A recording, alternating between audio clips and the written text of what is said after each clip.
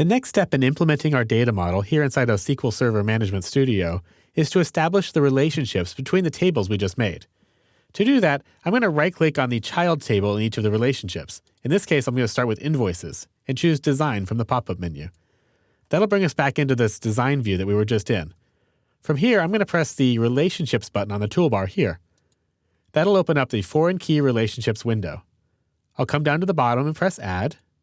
And then over here where it says Tables and Columns Specification, I'll click there and click on this little Build button over here on the right. That'll bring us up a window where we can choose which fields are related in the relationship. The primary key table is going to be, in this case, the Customers table. And within the Customers table, we're going to make a relationship based off of the Customer ID. That's going to be related to the Customer ID field in the Invoices table. So I'll change this here to Customer ID. We'll go ahead and say OK to create that relationship, and then we'll go ahead and close this relationship screen here. We'll go ahead and close out the Invoices table, and we'll say yes to save any changes. Next, we need to create the relationships in the Line Items table. To do that, I'll right-click on Line Items, I'll go to Design, and once again, I'll press the Relationships button here on the toolbar. Here we're going to add two relationships, one to the Invoices table and one to the Products table. We'll create the first one by pressing the Add button. And right over here in Tables and Columns Specifications, I'll click Build again. This time we're going to make a relationship to the Invoices table. So I'll choose that, and the field within the Invoices table is going to be the Invoice ID. Over here in the Foreign Key table, the Line Items table, it's going to be linked to the Invoice ID as well. So I'll choose that from the list, and we'll make this one None.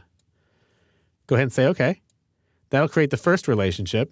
Now we need to create a relationship to the Products table. Once again, I'll press Add. We'll go over here and click this little Builder button.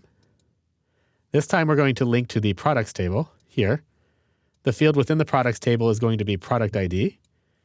And the related field in the Line Items table will also be called Product ID. We'll make this line item number None as well. And go ahead and say OK.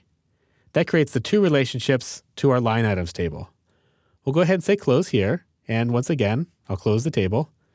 And I'll say yes to any prompts to save my changes. Now we can go through and start adding data into our data tables. I'm not going to fill in all of the records here, but I'm just going to do a few. We'll go ahead and right-click on Customers and choose Edit Top 200 Rows. That will allow me to edit some data. Now I can go in here and start filling in the values for a customer.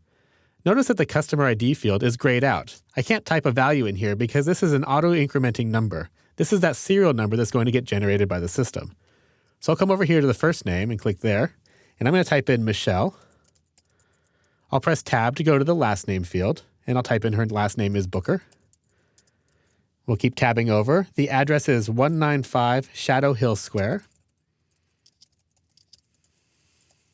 Press Tab again to go to the billing city of Chester. We'll press Tab and fill in the billing state of California. I'm actually going to add in a third character here. Remember, one of our constraints was that this field would only store 2 characters. So this should generate an error when it tries to save this to the data tables. We'll move over one more into billing zip and type in 96020. Now, you might be wondering what all these exclamation marks mean.